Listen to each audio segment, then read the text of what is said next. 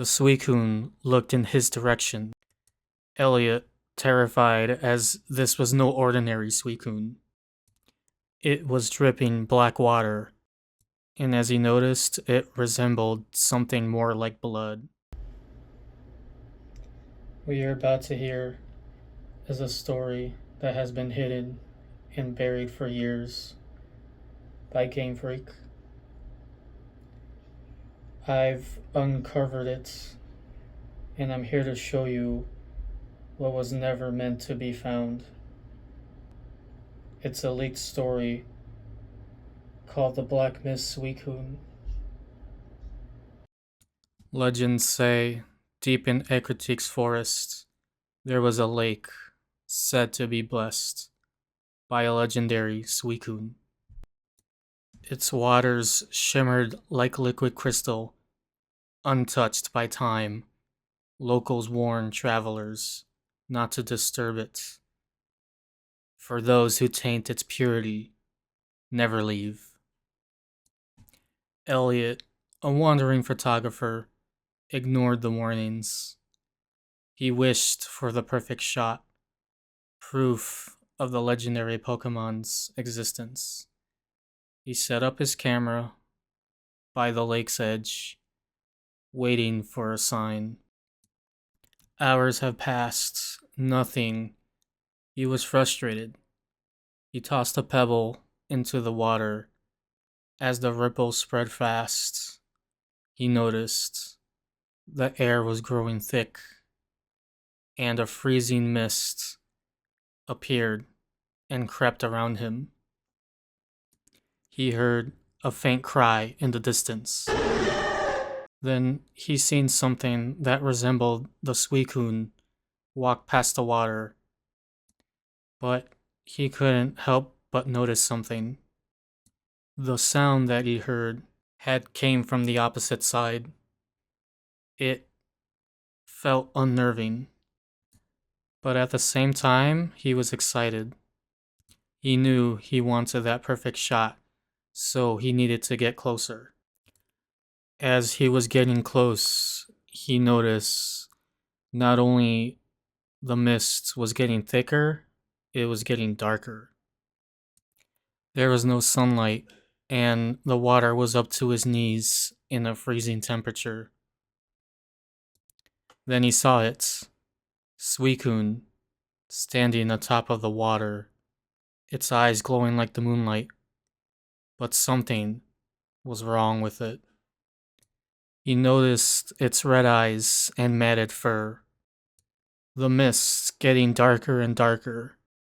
The Suicune looked in his direction. Elliot, terrified, as this was no ordinary Suicune. It was dripping black water, and as he noticed, it resembled something more like blood. The Suicune noticed Elliot. Elliot, terrified, as the Suicune was coming closer and closer. Elliot could not move, not knowing if it was because of how terrified he was, or the freezing waters. As the Suicune came closer, he noticed something dripping from its mouth. A very thick black liquid. As the Suicune opened its mouth, its breath came in ragged gasp. It let out a large black sludge that tainted the waters, and a massive devilish cry. Its tails were also long and tentacle-like, both holding corpses that resembled small bodies. At this point, Elliot was paralyzed in fear. He noticed the bodies that were possibly drowned to death, and that there has been people gone missing in his hometown. People the same age as he is. He then heard a voice whispered, not in words, but in Elliot's mind. You have stained my lake. I cannot tolerate such toxic beings. I require a blood sacrifice. The water churned and spinned violently. Pale hands and decayed bodies rose from the depths. The Suicune used Whirlpool as Elliot was being vortexed into the water. His legs were grasped by the bodies of the corpse. Elliot screamed as they pulled him under, icy water filling his lungs. Elliot struggled and could barely cry for help. The only thing he could do is hear the cry of the Suicune. The tail of the Suicune grabbed him by the neck, and then he passed out. He remembered nothing but a visual of the Black Mist Suicune, a zombified version of the original. Red eyes and a black crystal. It was as if it was a ghost or a demonic entity from prehistoric times. The mists was so thick that there was nothing but pitch black. Then he seen a flash from his camera. The next thing he knew, he woke up from his unconscious state, coughing uncontrollably.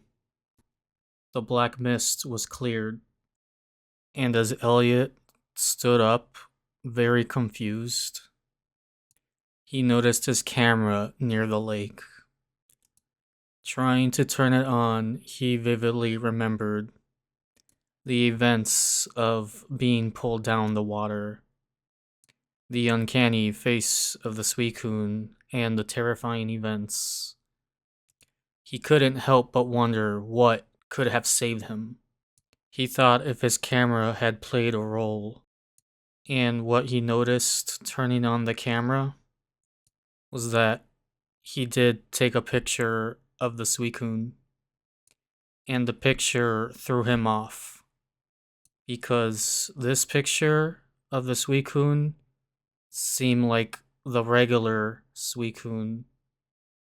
Then he realized at the time he was drowning in the black mist, the last cry he heard from the Suicune wasn't demonic at all.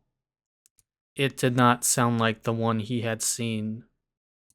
He had then thought that the Suicune in the picture he had taken might have been the one that saved him, pulled him out of danger at the last moment. Elliot, feeling relieved, looking down at the lake below, like a glassy surface, he sees the reflection of the normal Suicune from a distance. He hears another whisper. Sacred waters. And then the demonic loud cry. Elliot runs. He runs as fast as he can, knowing that the Suicune waits for the next fool that disturbs the sacred waters.